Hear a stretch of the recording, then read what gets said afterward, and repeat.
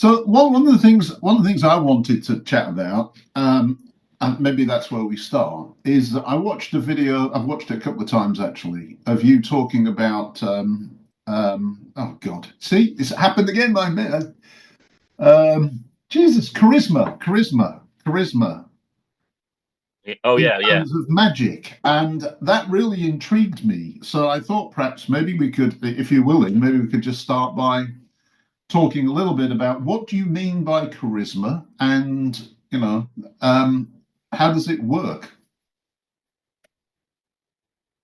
Well, I mean by charisma what the original term is. It's basically, as we know the word today, charisma. It's a Franco-Hellenic word of an ancient Greek term that literally meant the grace of the gods, Yeah. which is also heavily connected in the kind of Hellenic paganism to the daemon and insights and this kind of thing.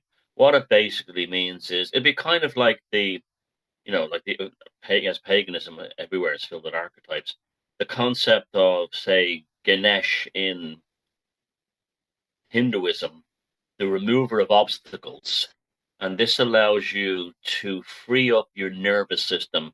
And what I refer to as attenuation, and I use the electronic version of the word attenuation, meaning to trim down your nervous system to basically have it primed for what it's needed for rather than wasting energy and inhibiting your nervous system from growing. So basically, what it is your central nervous system expands beyond yourself. And this there's several factors in this. When your central nervous system expands beyond yourself, you're then a charismatic person, meaning that other people are interested in you. They want to talk to you. They want to learn things from you. They want to know you.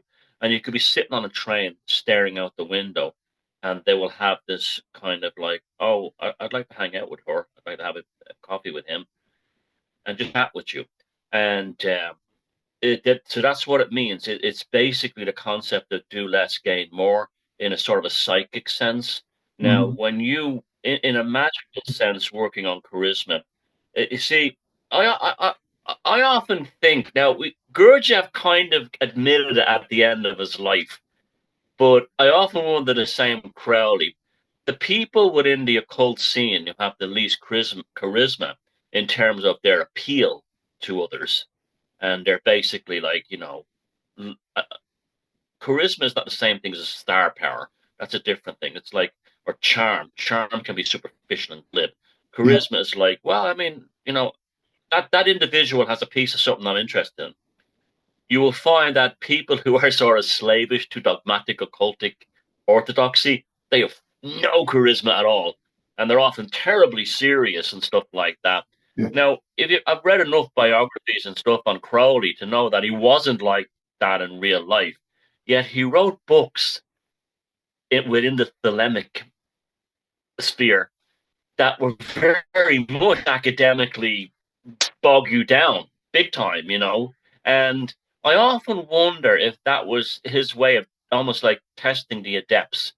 Like, oh, Mr. Crowley, I did so and so, blah, blah, blah. I read such and such, I studied such and such, and studied. And they go, oh, yeah, very, very good.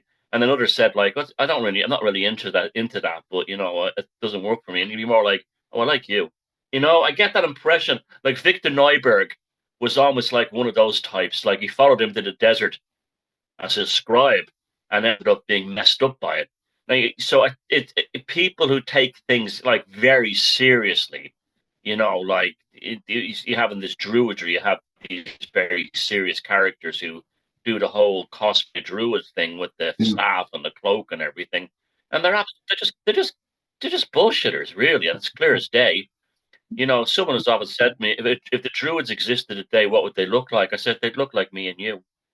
They Yeah. wouldn't go around. I mean, that's another one. Like, oh my god, you want to get piss Wiccans off, which is not difficult at all. Believe me. I was with a bunch of them last year in the Benton Islands. They were nice ladies and everything. And one of them had said that she's seen this meme saying, well, witches in the past wore black to denote that they had power in the community. And I said, basically they wanted to commit suicide because a witch back in the 1600s would have done everything for people not to know they were a witch, you Yeah. know. And these people think they went around dressed like goths, with pointy hats to make the people afraid of them. They would have been immediately hung from the nearest tree, or the local magistrate brought in to arrest them and seize their property. They have, so I said if druids and with real workers, real serious magicians existed today, they would look like me and you, Yeah. just like you know Crowley dressed like a regular guy back in Victorian times, and so did many others. Like the real guys. Austin Osman Spare didn't go around Right. dressed in a funny cloak. Now they may have done dress ups for things now and again to amplify rituals, and a lot of that came out of the Golden Dawn. Yeah, that's right. But so you get the impression like, okay, a serious adherent to the Golden Dawn, William Butler Yeats. By all accounts, he was a boring shite to be around. Now, he wrote some fabulous poetry, and he did, but apparently he was not the most exciting person around. Now, where someone like Oscar, who did mess around in the Golden Dawn, his mother and his father were both members in the Dublin Lodge, and he also was a member of the Apollo Lodge in Dublin. Now, he was bursting with charisma, and he did almost no magical deep training, just a little bit, a cursory look kind of thing, just a social thing. So there's the difference. Now, people say you have it or you don't. I don't know about that. I know people that I've seen grow over the years. They may have taken an interest in the occult, and without getting too serious about it, I've seen their personality grow. I've seen them grow to be happier, more content people, uh, because they weren't. It brought them out of their shell. So it can be like a gym. It can be like a muscle. If you work it, it can get better. So I don't buy this whole thing that you have it or you don't. I think I mean, I had to work at it because I was a very nervous. No, I wouldn't say nervous, but I was a very insecure teenager. So I mean, it didn't come naturally to me. I was very, I had a difficult time as a teenager. So you can't build it up. Is it related, do you think, to how can I put it? So for example, I noticed that with respect to my business, which is kind of specialized, so I won't go into much about what I do, but it's around commodity trading, risk management, software, and God knows what. I effortlessly seem to win business, build my business. People, I'm in demand. Customers who move from one business to another take me with them, and it's kind of it's a self-fulfilling prophecy of success because I'm almost assuming, not in an egotistical way, but I'm just comfortable in assuming that I will be successful. Whereas, and to be a bit sort of private, but I think people will get it, I'm single, and in the past I've worried about being single and not having a woman. And I've had Yeah. my daughter, who at the time was probably 16 and knows a little bit about my views and magic and reality and all that kind of stuff, turn around and said to me, "But Dad, you're doing exactly what you said not to do. You're obsessing over the fact that you are single." And I thought, Yeah. oh my God, a 16-year-old is telling me that I'm, running my life in this particular part of my life in an unmagical and stupid way. And she's correct. Is Yeah. it To the similar mountains to of that? babes. Yeah. That's absolutely identical to that. I mean, Yeah, you and I are both involved in music, and we know people who were incredibly talented, and they yeah, wanted fame so bad, and it ran away. And yeah, they probably deserved it. They probably deserved success because they were that talented. yeah, But it escaped them because they had this Jones for it that was just too much. yeah, And that's a tremendous life lesson to learn. Because if you see, it's like the thing, like you know, when you're a teenager and you want to go, I mean, I can remember being very, very not shy around girls or anything, but I wasn't like Jack the lad or anything. At school dances, the lads used to say, I'm terrified of walking across. Like there's a thing, like, especially in Ireland, I know you lived here for a while, but there's a thing, the, the most terrifying, an Irish man will walk into a machine gun before he will cross a dance floor to ask the girl up to dance, right? yeah, And that's not an exaggeration. No, but because I didn't have that as a teenager, because I didn't think I would even get that or be interested in that. I used to just dance with my male friends on our own. I think with the kind of Yeah, music that when I was in school was ska, which was very much, bands like the yeah, Specials and all. That was very much dance music, right? No, the girls came to dance with me, whereas the lads who who crossed that threshold to ask the girl up were told to get lost. You know, and that was kind of that isn't that the same thing really? Is that when you lose these inhibitions of these longings, these these almost phobias about yeah, getting something that happens for you. I've heard that all my life, I got to get that job, never got it. And the day that he said, I don't give a shit anymore. yeah, 2 days later, phone rang up and they got the offer.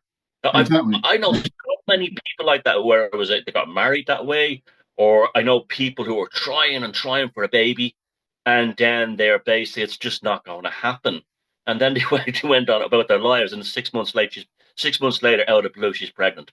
Yeah. Very common. Very common. So That's the attenuation. it's kind of like talking about Crowley and people like that dressing up in the Golden Dawn for ritual, where they're basically trying to act a part and become a part.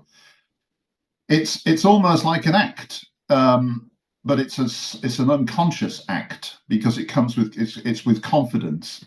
So it's like even dowsing. I mean, I don't go out thinking, oh, I wonder if I'll be able to find a line today. I wonder if I'll be able to track an Earth energy line today. I just assume I can, and I assume even that if I ask the stick, is there a line a kilometer in front of me, and the stick will tell me and direct me to the line that I'm looking for. If I'm able to name the line, I can find out just which way is the Templar, and it points, and I follow.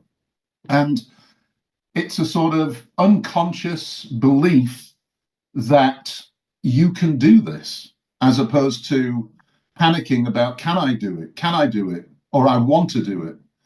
And that's it's a really interesting aspect of magic to me because it is magical, but magic is effortless when you know how to do it. If you see what I'm saying. Oh, absolutely. In fact, absolutely, 100%. And sometimes you actually even have to stop it because it's coming so easy. Yeah, It kind of can be a kind of weird thing. It can be kind of like, what the hell is this? But I've been watching you carefully since I first got to know you. I've watched your videos on dowsing and read your articles, and I can tell you that that is your magic ritual, and it's directly because that you're doing so well in your company. I can tell because it, I've watched your videos and I've heard you talk about it, and you are very focused mm, in a very detached way. Like you said, the energy path just it shows up, and you're in Central Europe, and they basically the energy lines are lining up to find you. It's the same thing. So that's because you've gotten so. And I've watched even video, and you're almost in a very meditative, focused place when you're doing it. I've yeah, seen that, and yeah, that's you. That's you attenuating your nervous system. That's what that is. You're trimming it down to what you just need it for. You're getting rid of all the bullshit, and you're primed into one specific frequency path. And because of that, the nervous system, the central nervous system around you starts to expand. It grows out beyond your body. It grows into this kind of energetic kind of field. Okay, that yeah, when you actually are trying to get business for your company, that they're actually like, they remember that chap. I like that chap.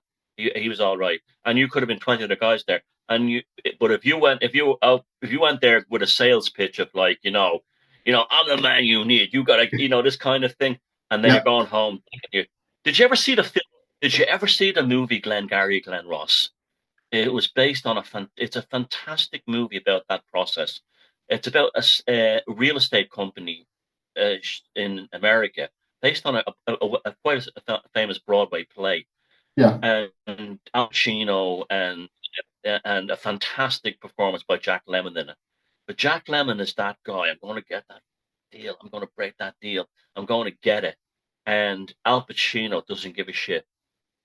Doesn't give a shit, and yet he's able to sell properties to fellas that he meets in bars and stuff like that. where Yeah. Jack Lemmon is like, this kind of thing. And that's actually a very good film to watch to teach you about. Now, Al Pacino's a bit of a prick as well, but it shows that he has that charismatic factor by simply not being terrified of not closing deals. Yeah. Yeah. I mean, Very good I get it. I get it because I can see it happening in my own life. So I do get what you're talking about now much more clearly than I did watching the original video. Because I was watching the original video thinking charisma. I had, because I never think of myself as very charismatic. And yet, I'd watched your video and I mentioned to somebody, charisma, and they said, "Well, you're very charismatic, people." And I'm like, "What? Me? I don't think so." But I think it depends on what it is I'm doing. I think on the Earth Energy stuff, people do find my my work interesting and intriguing. So obviously, I'm doing something right. But um, it sort of leads into the current situation because for me, there's so much in the world that is either not right, or I'm worried it's going right, but I'm worried that somehow, like you posted today, something will happen that turns it around 180 degrees back in the direction it was going. And I sometimes wonder if obsessing and dwelling on that stuff makes it worse, or just saying, okay, I'm off into the forest, I'm going to go dowsing, I'm going to talk to the goddess, and I'm just going to leave it to the gods, because at the end of the day, it is natural law, and these people are breaking natural law all the time, and it's going to come back and break them. So what do I need to do? Why would I worry and obsess over it? By worrying and obsessing over it, all I'm really doing is feeding it with my energy. Yeah, that's true. I don't mind. And I totally understand, say, people have young kids and they're saying, are we going to have a war in Europe? Or are we going to be just, taken over Yeah, by Sharia law? I totally get those people being concerned. yeah, Absolutely, 100%. At the same time, too, there's a difference between observation, recognition, and obsession. It's yeah, very similar to like what we were saying earlier on about desire and it just coming to you. yeah, And so, you could say, okay, when I post that things today, like I wouldn't, what I said about like the possible coup in America, I yeah, didn't post that in a sort of like a frantic way. I was like, and I watched something last night. And I was thinking to myself, no, it was when they installed the new prime minister in Canada, and I was like, these bastards are up to something. They're up to something. To put in like a real hardcore globalist like that, you think they wouldn't double down like that, but they're only doubling down because they're planning. That's how I posted it. It wasn't like, oh my god, that's a difference. There's a big difference, and so it's not fear more than like I need information just in case something bad goes down. So but I hope it doesn't, and let's hope everything works out, and yeah, but I'm not going to be one of those people with my jaw hanging open. I was, that when it does happen, you know, like for instance, in the conspiratorial world, and I consider myself uh, also an old-fashioned conspiracy theorist. I wear that badge quite well, and I'm not bothered by it at all. I come from the world where as growing up, we used to sit around talking about JFK, and yeah, we were all creative, irresponsible young people. We were not paranoid. And we've been proven right, about yeah, MK Ultra and everything. I just believe that there was some kind of, other yeah, things going, ridiculous other things going on, like the Earth was flat. Like I'll give you an example, like the moon landing in the mid 1970s and 90s. 40 times did an article on photographic anomalies on the Apollo pictures, and I just literally went, oh, what? Like for a second, oh my god! But then I researched and said, oh, okay, that explains it. Okay, so I definitely try. If there's such a thing, well, there is such a thing as a grounded conspiracy theorist. That's what I am. yeah, That's what I am. Old fashioned, old school. Having said that, having said that, uh, now I'm having a sometimers moment here's what I'm going to say. People, and I know you're into the same as me that way, and people who watch water shows would be like that. We were less shocked when COVID happened. We were ready for it because we for years we were reading the documents, we were Yeah, watching the power plays, and when it happened, we were like, the bastards finally did it. yeah, Not like that's how I was. Oh my god! It was like they fucking did it. They yeah, did it. And it was like that. But that alleviated the shock, and it prevented us from being psychologically destroyed by it, like so many people were. So yeah. that's the same thing. You can watch and observe, and you can be ready. And I mean, even like people like Alex Jones, I used to turn him off because I thought he is bombastic, right? But I watch him now and realize that he's kind of a magician in a way. The way he carries on is his ritual. And with the exception of Sandy Hook, which even he says was a novel mistake he made, he called everything else, just about everything else, right. And he got millions of people to listen. Yeah. And the reason they listened was of that stagecraft. It worked. But you do that too, and that's why I bloody hate Facebook at the moment. I just don't like going on it because it fills my page with all these left wing work bloody groups, and I just cannot stand it. But I do go to Facebook quite often, particularly now because things are moving so quickly. And I search on you immediately, and I just look at what you've posted. And 9.5 times out of 10, you verbalize what I was thinking. And that's very reassuring because then I think, oh, it's not just me then. And sometimes I've actually posted something and seen that you've posted almost the identical thing 30 minutes before or 30 minutes after. So for me, Yeah. you're like I don't have quite the confidence that you do in my own thinking process, I guess. So when I see you saying same thing or verbalizing what I'm thinking in my head, I find that very, very reassuring. And I'm sure a lot of Well, other that's people do that too. yeah, and I did that with other people's posts. I can tell you for a fact that Facebook is a much better place for people like us now. A lot of restrictions have been lifted and all Yeah, that nonsense that came in. And, Zuckerberg got bitch slapped by both Joe Rogan and Trump. right. And so I find I get a lot from Facebook now. Now, I always find I always like to have a funny time when I'm on it. I have to laugh, which is that's very, very important. That's it. You want to talk about building charisma too. Don't take yourself too seriously. Never, never take yourself too seriously. In fact, you know, self-deprecating humor is a greater path towards spiritual enlightenment Yeah, than thinking you're some kind of like, serious, adept. And Crowley was right when he said the biggest the thing missing most from Western occulture tradition was humor. It's all over Eastern, Native American, even African use. It's all over it. The farcical aspect, especially India. My God, Hinduism and stuff like that. But a lot of that came from the Abrahamic. Why they're not so. It's weird how the occult, even the pagan stuff here, it's very Abrahamic at times, like the Nordic pagans and stuff. But that's because we're actually literally. I mean, this is another side of my personality, this belief in the multiverse and all this stuff. I literally do believe we're actually moving away in a different evolutionary path now, and that's why we're all thinking similar. We're actually, this would explain.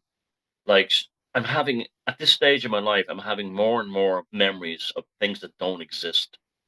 It's the weirdest thing, and I dream about them, and mm, and when I dream about them or think about them, they are very nostalgic.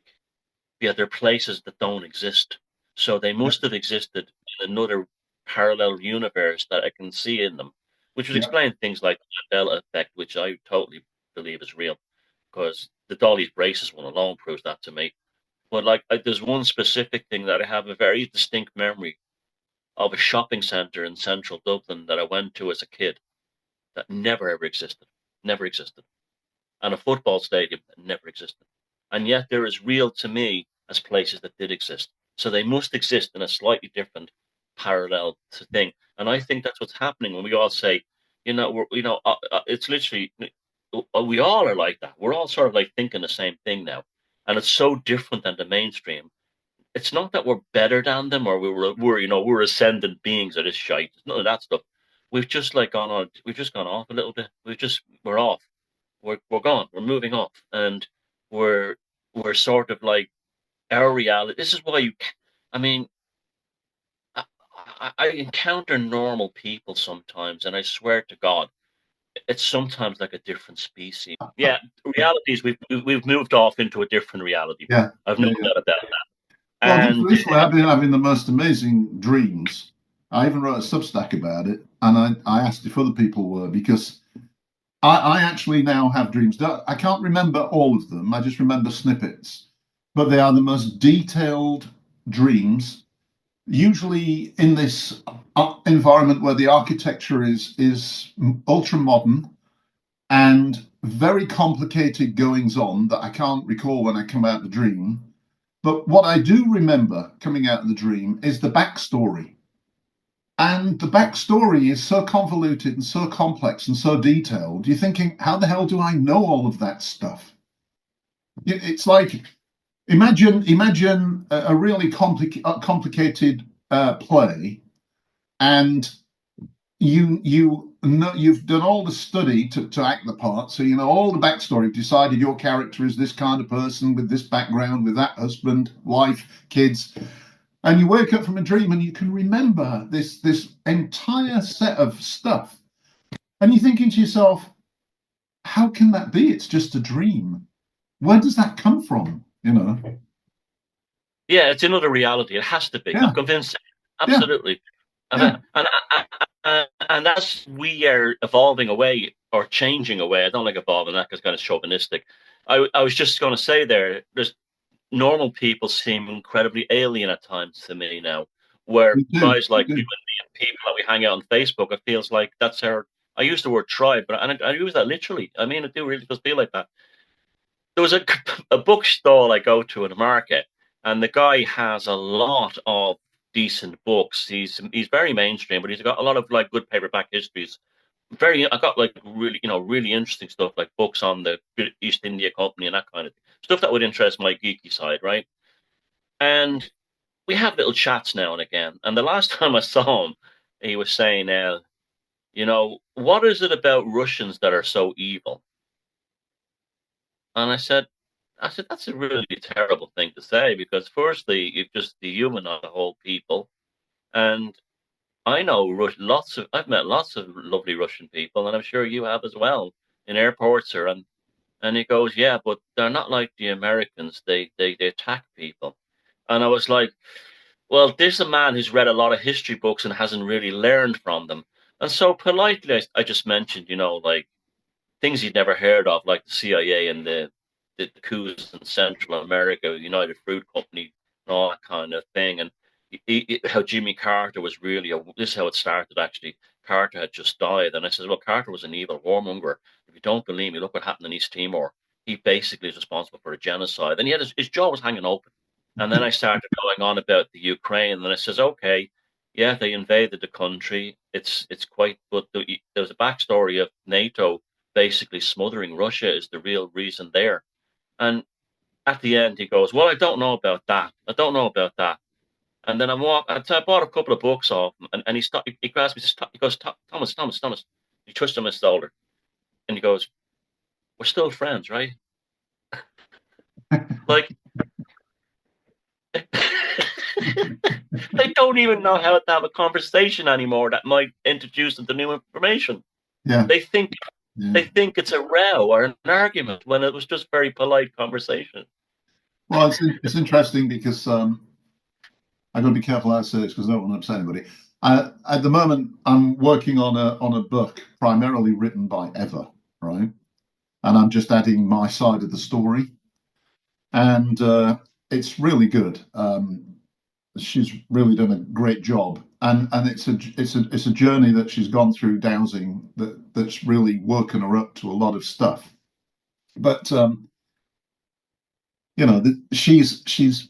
really locked into this Russia, Putin is bad, they're going to invade the Czech Republic any minute, and we've got to stop them. And I keep saying to her, I said, listen, you've in the last 3 years, you've become aware of this whole different world. I can see that it's challenged all kinds of things within you, and you've shifted your opinions. But can't you see that on Russia and Putin, you're locked in to the mainstream media's narrative that you've had stuffed down your throat for donkey's years? And really, you know, and it's become a touchy subject, because I just can't communicate that to me. Of course, I don't trust Putin, and I mean, it's not that I think he's wonderful or anything like that, but I don't expect Russian tanks rolling into Prague anytime soon. And I don't think, on the scale of things, Putin and Russia is my enemy. In fact, I would probably point to much closer enemies than that. So it's like, even I know. everybody's in a state of gradually I think everybody's gradually waking up to all kinds of things, but some things just remain too much of a challenge, even for people that have woken up in other areas. Now, I absolutely agree. There are a whole bunch of normies that just don't seem to get it whatsoever, and they just act like robots, automatically living a life. And sometimes I wonder if they really have a soul, and if they really are just, some kind of automated machine. But I do think people are waking up across the board. It's just that sometimes there are things that are so ingrained within they've been so. If you're Czech and you went through the Soviet invasion and suppression of the first flowers of freedom and all that kind of stuff in the 60s, it's very difficult to like the Russians, or to trust the Russians. It takes a lot more to break out of that. Yeah, I totally understand that. It's like my grandparents' generation who lived through the Irish War of Independence Yeah. and and had to experience things like the Black and Tans, even things like Canadians, because a lot of those British Army regiments were Canadian troops in Ireland doing real atrocities now, and they would have been very anti, not so much anti-English, but very anti-British Empire. And if they heard an English sort of like educated accent, it would be almost like, oh, I don't trust him, I don't trust her. Which is very unfair because they could have been a very nice person. No, or they could have been no Harvard. No, they wouldn't have a problem with like a Geordie or a Liverpudlian or a Manchester accent. With someone with like kind of Eton or Harrow accent, they would like Yeah. not like that at all. And so it's kind of understandable. I haven't lived through atrocities, but I imagine people who have Very firsthand. deeply ingrained. Yeah. Yeah, yeah. But I do see. I mean, I do see shifts in all kinds of people. Sometimes very surprising. Um, that people that I didn't think would ever question the safety of certain injectables and that kind of thing, suddenly turning around and saying, you know what, I think you were right. And I'm like, what? Really? Yeah, that's happened to me with a chap I work with. And he turned around, and I thought he'd be like the first one to roll up his Yeah. arm because he's so laid back. And he goes, Thomas, I'm not getting it because my body kind of tells me I don't need it. And he said, as stupid as that sounds, that's what I'm hearing. Yeah. And I counted that a fair bit when that was going on. So, People, not that they were hostile and angry, it was more like, no, not going to happen. Like that. well, then there's the other sort of person that's not a normie. They're not sort of automatically following and not really thinking.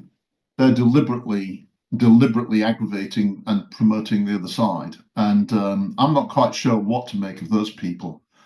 You see it on Facebook. You mean like truthers? Truthers, you mean? Yeah, truthers and just people that you ask them, okay, so you hate Trump, but how can you defend waste, abuse? How can you defend warmongering, Oh, I'm not. It's Trump. He's the problem. Trump's the problem. I'm like, Oh yeah, yeah. I don't get it. What is the block here? I mean, you're defending evil. How can you do that? It's It's a almost very like they're agents for infantile, the other side. Yeah. a very juvenile adolescent mindset these people have with this stuff. I find, I that's how I find it. It's like, hold on a second. So you don't like Trump? Okay, I can understand that, but you want to attack Russia because of it, Yeah, or you, or like I heard some guy saying last week, we will never have a Doge type thing in Ireland, and the journalists like agreeing with him. We don't need it, and I'd be like, the government just says we can be as corrupt as we want to be, and you'll never find out. yeah, And and the media went along with it when they should have said, "Ah, hold on a second," like exactly, a proper media would do. exactly. Uh, Yeah, it's I mean, bizarre. I still think that there's a sort of magical battle for reality going on here. A bit like, as Sarah pointed out in my last Observer, inadvertently, I maybe hinted at, she was very kind and read the last Observer and said, "Wow, this is like the situation right now." And I never thought about it that way, but I still think there's a battle going on, and Oh yeah, it's a magical battle. Black magic or dark magic is definitely being used all the time against everybody. And, you look at Trump, and it's almost like he's an avatar for change, is a disruptor. And it's almost like it's meant to be. It's pre-planned fate. I don't want to make him. I don't want to fall into the trap of being too pro-Trump here, as I'm not. But it is really interesting how quickly and how dramatically everything has shifted around in the United States as a result oh of, yeah, of what he's up to. And it was predicated on the fact that not only was he seemingly unperturbed and undefeatable with everything they threw at him, but he turned his head at the right minute as well. And that gave him almost a different quality, right? So it's hard not to. And when I was listening to an interview with his ex-wife last night on YouTube. What's her Marple's Mill? I can't remember her name. Marla Maples or yeah, something yeah. like that. The one who a guy raped her shoes. Did you ever hear that story, No, Marla Maple? really. When I was living in New York, some guy had a shoe fetish, Oh and my he was goodness me. caught on CCTV. He worked for Trump as a I think he had a decent job or something. Like he was like a respectable guy, but he had a shoe fetish, and he used to pleasure himself on Marla Maple's shoes in her closet, and he was caught on Oh my CCTV. God. Yeah. But anyway, Amazing. yeah. Sorry, that's just the diversion. But I Well, always found that's a really funny one. Now, yeah, that's what was amazing. you saying? She was talking about how she also knew RFK very well, and she was trying to get her and others were trying to get the two guys together. But she was saying, what a he is absolutely not the person that he's painted out to be. That despite the fact that they had bad times and divorced and everything, they're still great friends. He's a wonderful father, a great grandfather. He's always thinking about other people and all that kind of stuff. And I keep hearing this buried amongst all the hatred. I keep seeing strands of this sort of emerge that, for example, his limo broke down in the middle of nowhere and a couple in a truck stopped to help and sort of rescued him. I think it was in Arizona somewhere in the desert, and he paid the mortgage off. Stuff like this. Um, Kennedy did this or Trump did this? Trump, Which Trump, Trump. okay. Yeah, and she was So saying what would that you say? Kennedy is What the was you same saying sort of about person. they're decent guys? Decent guys, yeah, and really Yeah, they're doing it for decent reasons. They're not doing it for cash. They're not doing it. He's not as egotistical as people say he is or think he is. It's just a mannerism. So yeah. yeah. You know who was like that as well? His nephew, RF JFK Jr., who died in a plane crash. I Hmm. knew people that worked in his magazine in New York, and they said he was like the nicest guy in the world. They said that he was reckless. He was into things like extreme sports and really dangerous martial arts, and that's probably what led to the plane crash. He thought he could fly through a storm or Yeah. whatever, and they crashed him in a very sad story.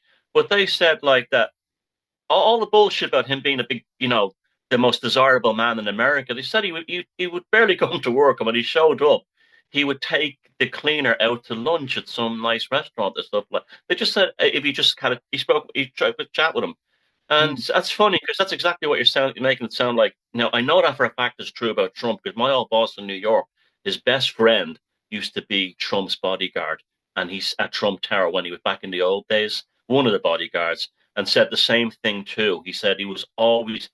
You see, this is what bothers me about people like Bono. They are they're so quick to tell you about the charity and John Bon Jovi and stuff like that. Yeah. But I saw an interview with Joan Rivers once. She's dead now, and she said, "You'd be amazed how much money so many rock stars and film stars and famous people give away to ordinary people, but never make a big deal about it." And it may be something simple like they might hear that someone's aunt is disabled and they'll pay to have a concrete ramp built to Yeah. their front door.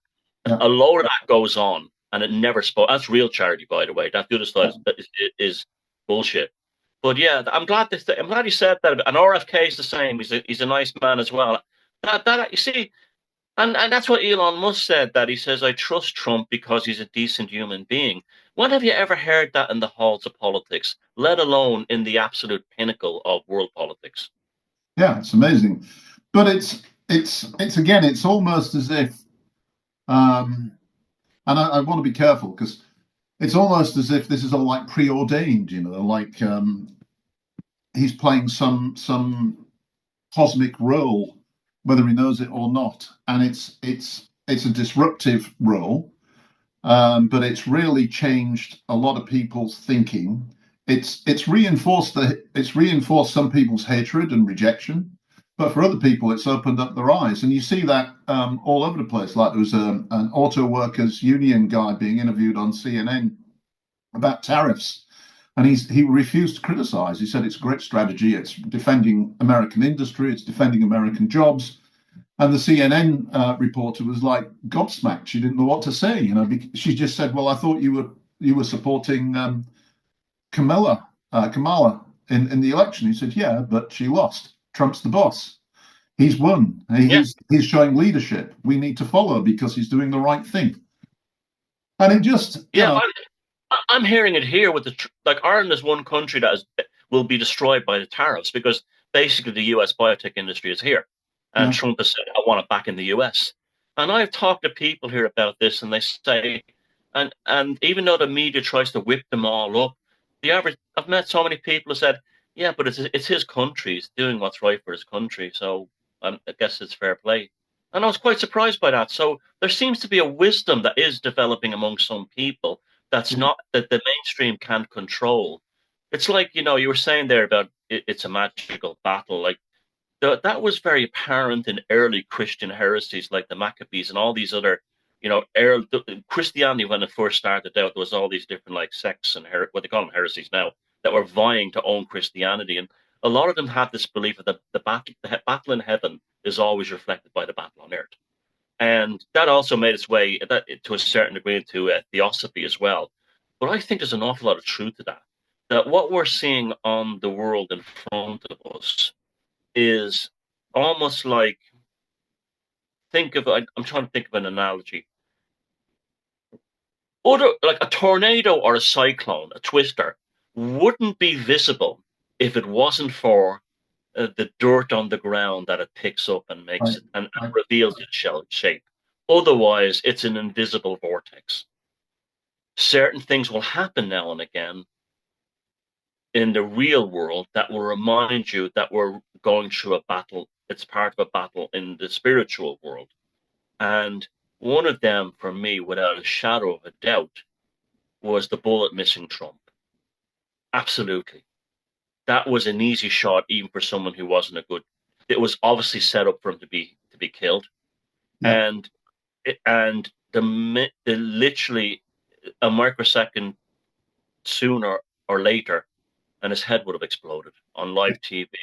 yeah, And the only way that I can actually justify that is supernatural. And I think a lot of people, and this is looked at that and said, Yeah, that's some kind of divine protection. Has to be. That should not have happened because, like, an American presidents have nearly always died, with the exception of Reagan, and he nearly did die Yeah, during assassination attempts. And Reagan was never right after being shot by John Hinckley. He never was right again after that. And they usually die, and he not only didn't die, but he kind of ascended to godhead and a lot of people who didn't care one way or another, maybe even didn't like him. To me, that became a day of like really seeing people for what they are. I saw people like liberal, like you said, the Trump haters that just hate him because he's Trump, saying, "Ah, it was a missed opportunity," like that fool from that band Tenacious D. He's wrecked his career.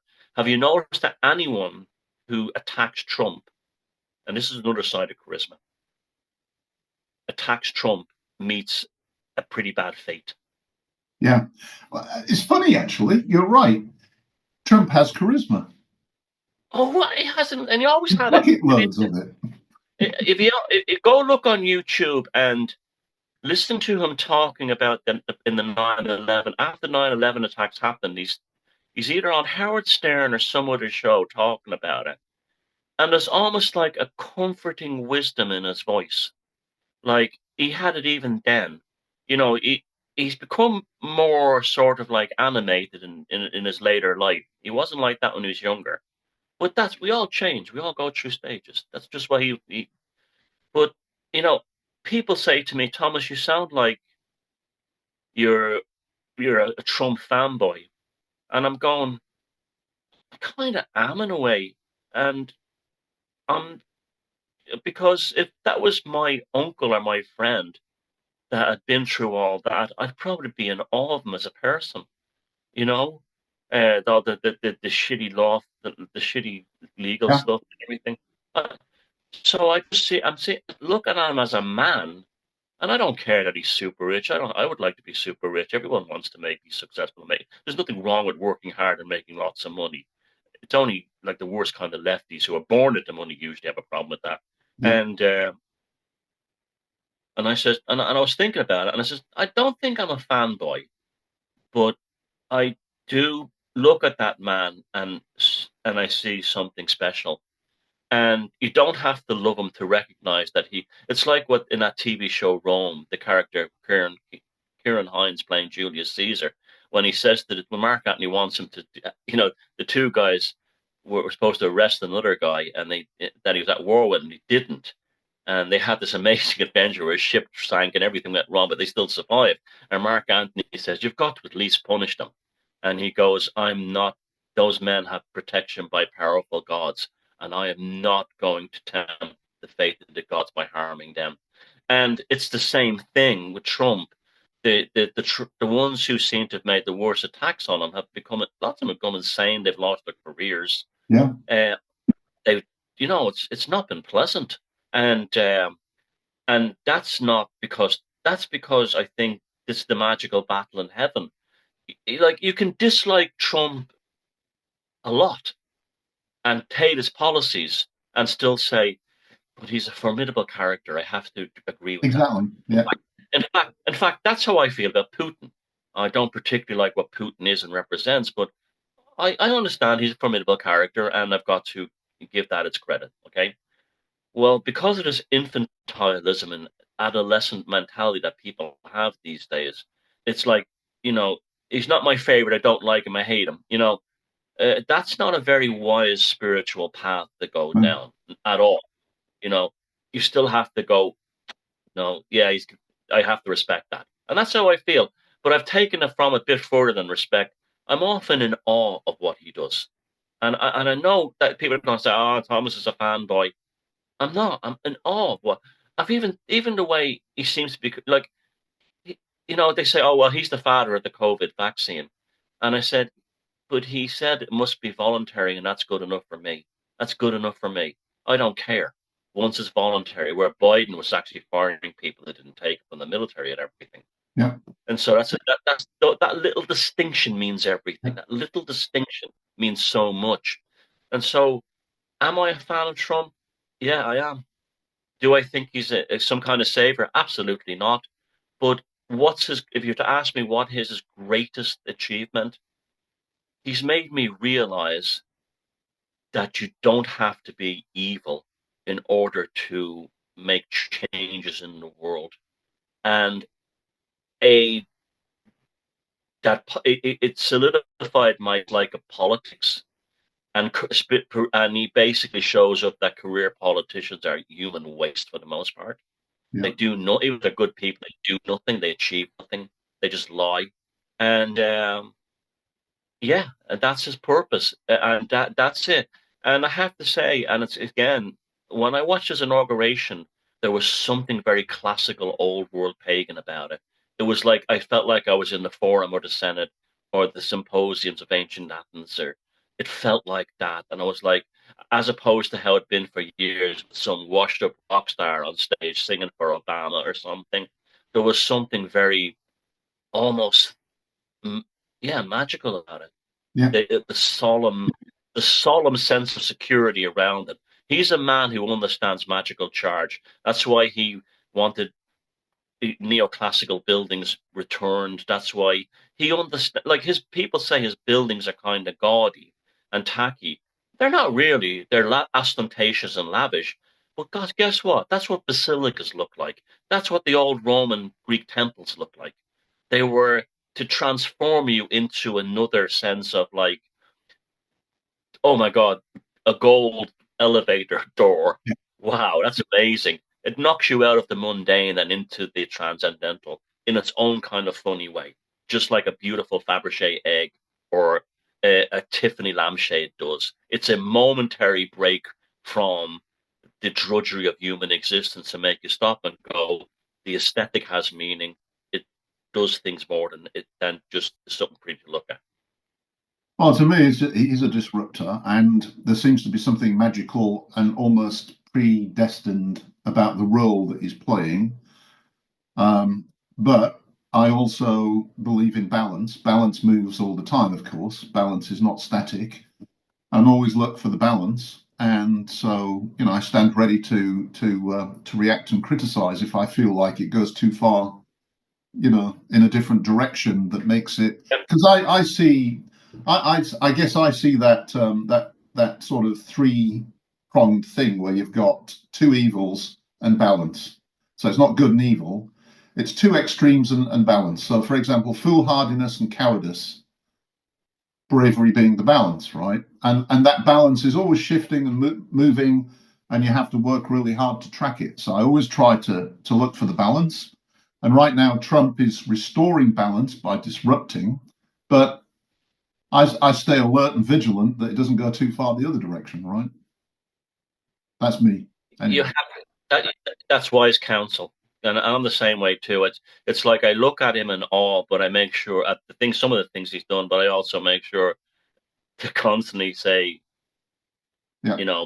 So far so good is how I'm feeling about it.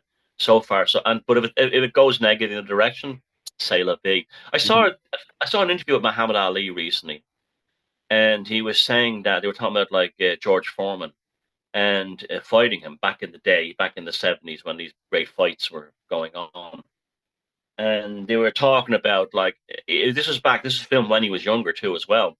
And he was saying things like this was after the fact, and he goes, "The reason why I talk down Joe Frazier and George Foreman is just because I know both of those guys are more than capable of killing me with a single punch." And I was terrified, secretly not terrified, but secretly knew that they were tremendous athletes. And this was just my way of overcoming it. And I remember thinking that's really interesting because you watch that on the surface level, and I'm pretty, I float like a butterfly, think I'm the greatest and all this stuff. And you say it's either rampant ego, but it's not. It was kind of a magical thing he was doing. Yeah.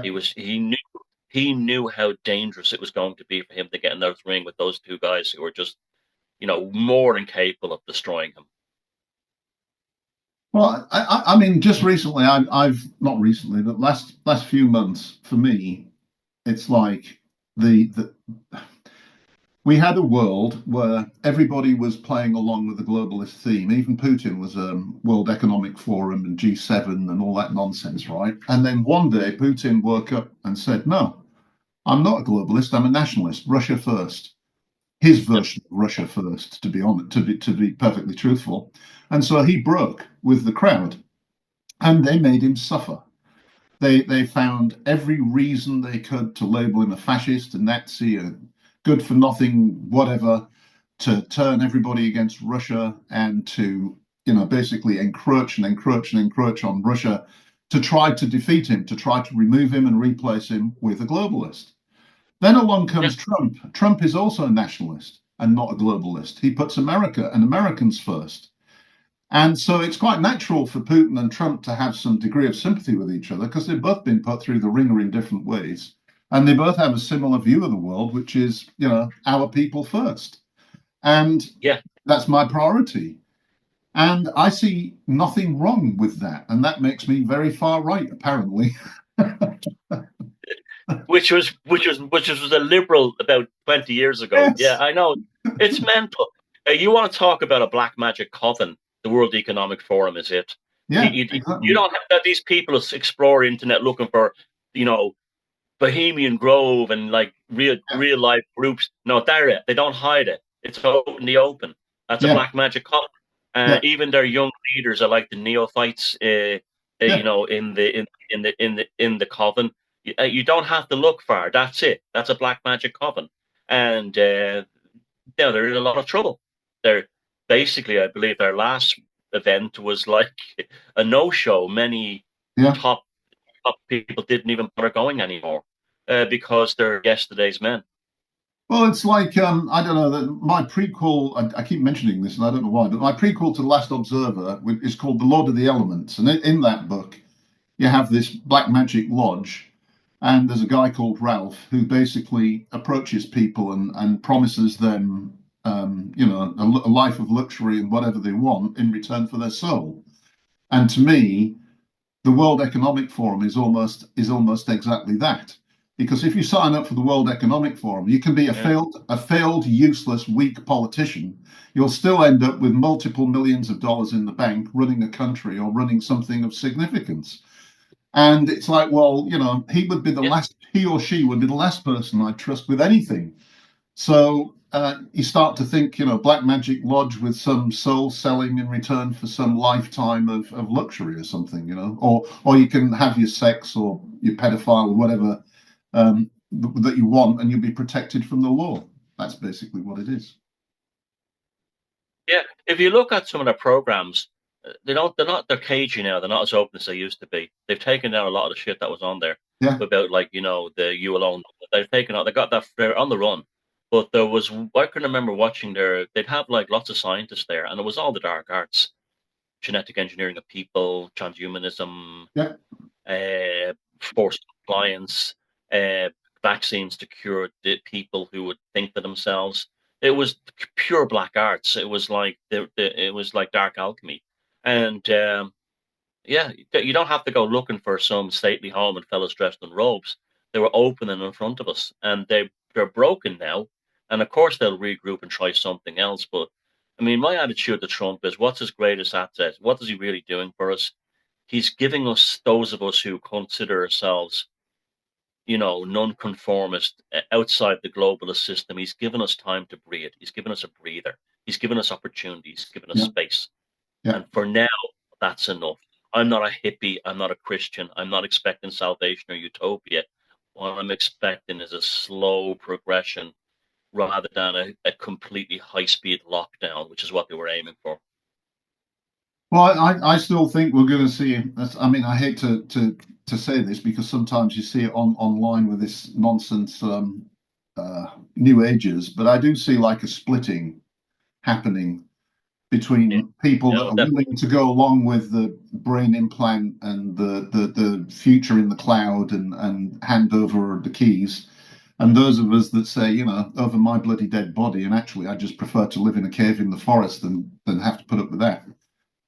Because at least in the forest in a cave, I'm with the gods and I'm with the natural forces, and I'm living the life that a human is supposed to live. That's my view anyway. Yeah, well, further to the whole thing of the WF being a magical coven, there was a very interesting articles and speeches in that over the years. In the Great Reset document, it said there are people who will Yeah, choose not to be part of our system, and they'll live in rural communities, and it was like, but they'll miss out on things like they won't be able to enjoy the entertainment and sporting aspects and things like that of going to stadiums. I couldn't care less. And so they understood that. And then Klaus Schwab even made a very interesting piece about 6 years ago, where he said universities are just churning out idiots who can't think for themselves. And it's now created a society where most people can't think for themselves, and we've had no innovation, which is very true. There's been very little new innovation since the 60s. There's been lots of miniaturization and that kind of thing, but there's not been a lot of innovation.